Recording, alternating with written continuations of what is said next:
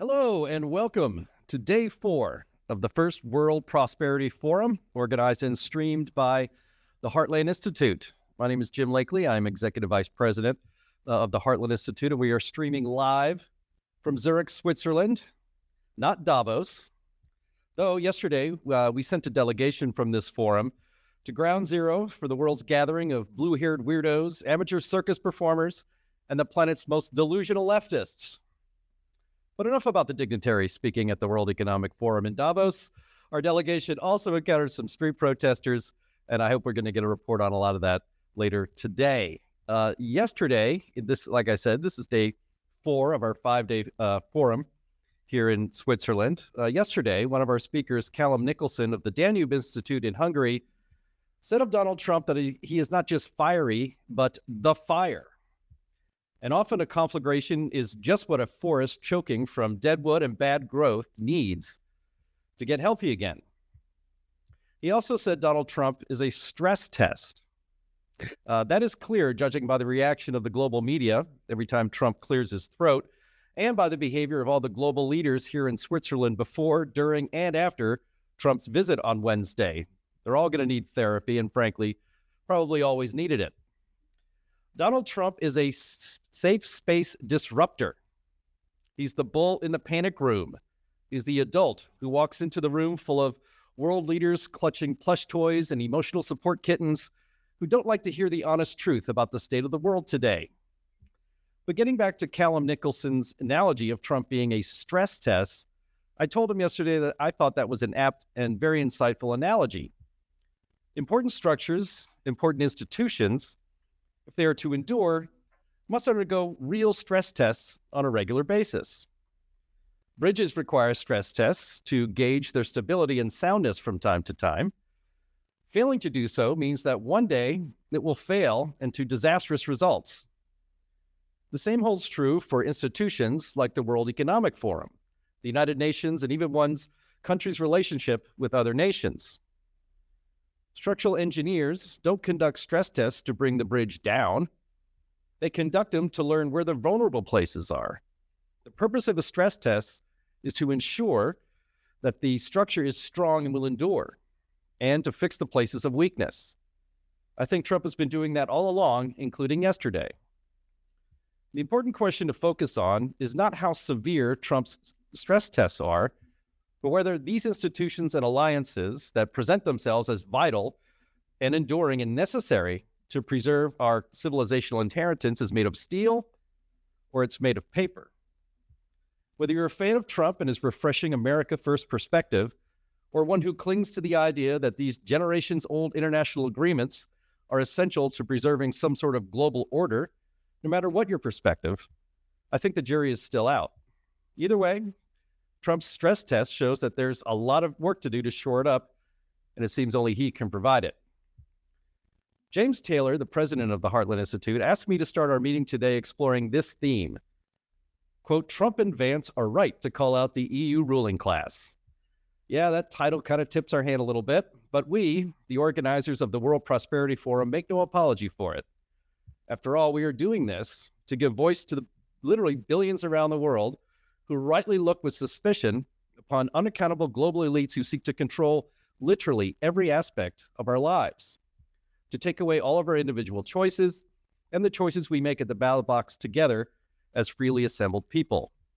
The burden is on them, the global elite, to respect and honor those choices. They haven't, as Trump and Vice President J.D. Vance said in their 2 biggest addresses on the global stage since their move to the White House in 2025. Less than a month after Donald Trump and J.D. Vance were sworn in as president and vice president, Trump sent Vance to the Munich Security Conference to deliver a speech. The date was February 14th, and whatever is the opposite of a Valentine's Day card is what Vance delivered. Vance's speech was derided by the world's press and many of the global elite in attendance as controversial. It was described as stunning, a blistering attack, and even a brutal ideological assault. European officials were reportedly outraged. Well, what did Vance say to get our allies at a mutual security conference into such a tizzy? Vance accused the global elite here in Europe of suppressing free speech, censoring dissent, failing to control mass migration, and eroding democratic norms.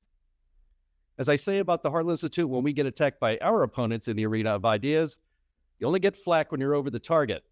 And Vance delivered hit after hit. On free speech, Vance said it was in retreat all across Europe. And we all see what's going on. We know that this is true. How is Vance wrong? He noted in a particularly egregious case, quote, the British government charged Adam Smith Connor with the heinous crime of standing 50 meters from an abortion clinic and silently praying for 3 minutes, not obstructing anyone, not interacting with anyone, just silently praying on his own, and even private prayer within their own homes may amount to breaking the law, unquote. This example hits pretty hard for Americans this week as they witnessed a leftist mob storm a Christian church during services in St. Paul, Minnesota, and then watched as the media shrugged it off and even praised it as a righteous act of social justice on behalf of criminal illegal aliens. Meanwhile, the Biden administration arrested and federally charged truly peaceful protesters for opposing abortion outside of clinics and not obstructing anyone, let alone storming into the building and ending all procedures. This double standard cannot stand. On censoring dissent, Vance said, quote, EU commissars warn citizens that they intend to shut down social media during times of civil unrest, the moment they spot what they've judged to be, quote, hateful content. And Vance also noted the situation in Germany where, quote, police have carried out raids against citizens suspected of posting anti-feminist comments online. The same has happened in Great Britain. People are in jail today in the UK for social media posts that offend the sensibilities of the global elite.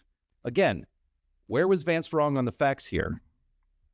On breaking democratic norms, Vance noted this case, quote, a former European commissioner went on television recently and sounded delighted that the Romanian government had just annulled an entire election, unquote. This instinct of the global elite to annul the popular will of the people and punish their representatives is not why millions of free people fought and died on this continent in 2 horrific world wars. And it's not shameful for Vance to have said so. On mass migration, and only is the U.S. now getting serious about this issue, Vance said this 11 months ago. Quote, no voter on this continent went to the ballot box to open the floodgates to millions of unvetted immigrants. And more all over Europe, they're voting for political leaders who promise to put an end to out-of-control migration, unquote.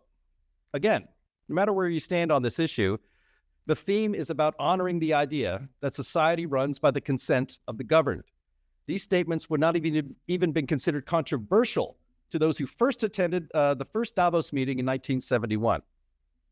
Heck, these statements wouldn't even have been controversial from 2008 to 2012 when Davos hero Barack Obama was president of the United States. Obama, the sainted one, routinely railed against unchecked illegal immigration into the United States during his presidency. Where was the outrage then? The sins of Vance and Trump are that they committed the transgressions of stating plain truths, truths understood for generations, yet made into wholly fake vices and outrages in just the last decade or so by those who imagine themselves are moral and political betters. And what now of Trump? He is derided by the enemies of his message in the United States as Cheeto Jesus, Mango Mussolini. In the UK, he's called Trump baby sometimes. In France, as Clementine Raciste.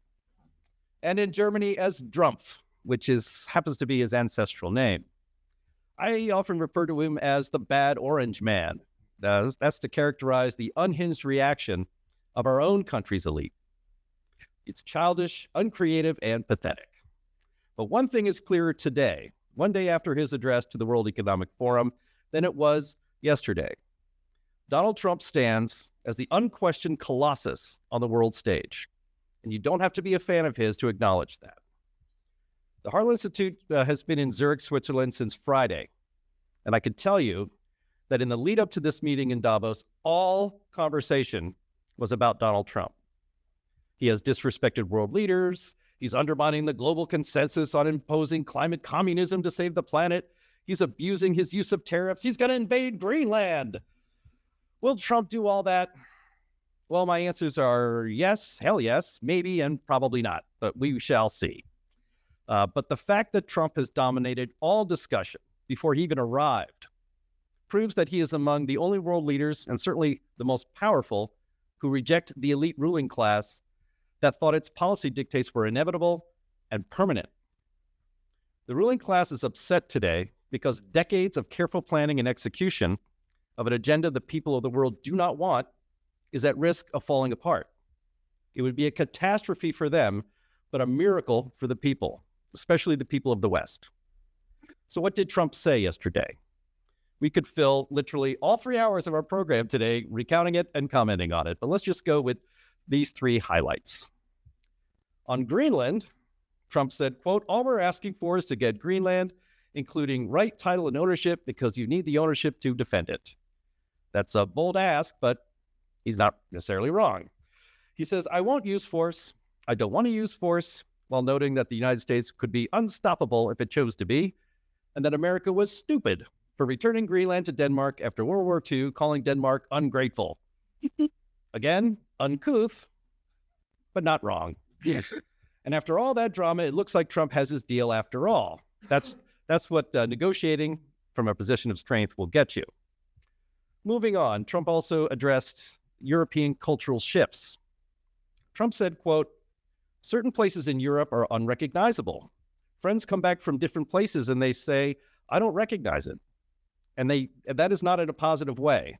I want to see Europe so good, but it's not heading in the right direction," unquote. According to some media reports, WEF attendees gasped or laughed nervously. Critics viewed it as a veiled attack on multiculturalism and immigration policies. Or maybe not so veiled, because yes, it was an attack on those things. And the majority of people born in Western European countries are concerned about the pace of immigration from people who do not share the values of the country they have lived in all their lives. Same goes for Eastern Europe as well. Why is it illegitimate to talk about that? Why is it illegitimate to give voice to these people? As Vance said on a similar stage 11 months ago, ignoring the legitimate concerns of the natives of your country while also accommodating every request of those who just got there naturally breeds concern, which becomes contempt, and then it starts to get very dangerous. This policy decision by the ruling class in Europe and put on steroids in the United States during the 4 years under President Biden never had the consent of the people. Those who point that out are not the bad guys here. We need to be able to talk about this rationally and openly. Trump also addressed, I guess what he considers Europe committing energy suicide.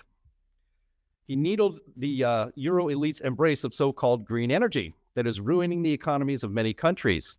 You might remember a previous address Trump gave in his first term at the United Nations.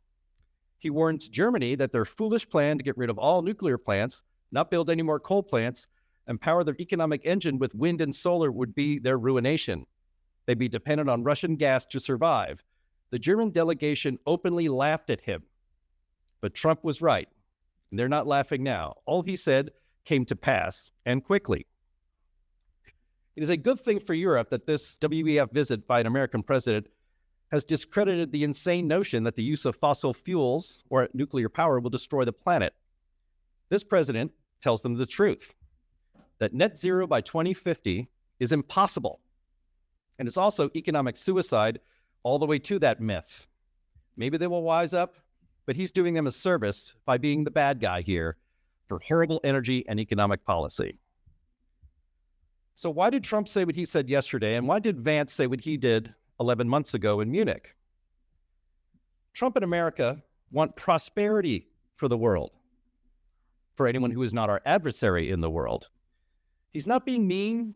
He's not being racist. He's not any phobe you want to label him. Trump is America first because he truly believes, as he said yesterday, that the stronger America is, the stronger the West is, and the better the West can protect the values of liberty, which is our God-given right, and free market economics that lift people out of poverty better than any scheme cooked up by global elites. The United States fought a war 250 years ago to throw off the yoke of one particular global elite. Trump came to Davos yesterday to remind them that, At least under his watch, the inheritors of that legacy are no longer willing to wear that yoke with a smile, now weighted down by not one monarch, but dozens.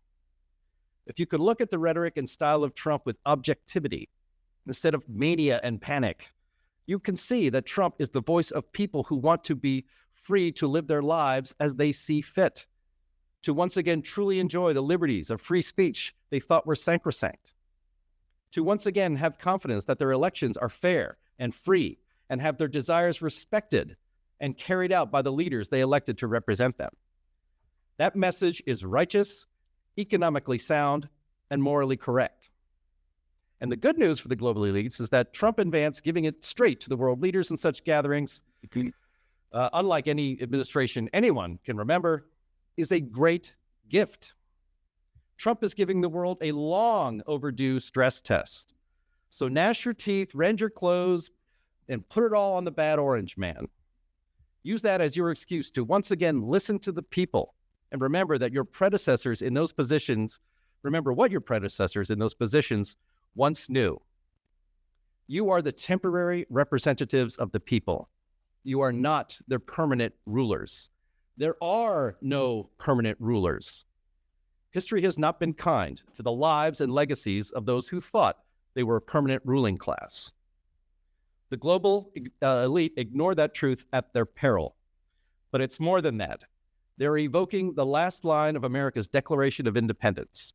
They are risking the lives, fortunes, and sacred honors, not just of themselves, but everyone in their societies, past, present, and future.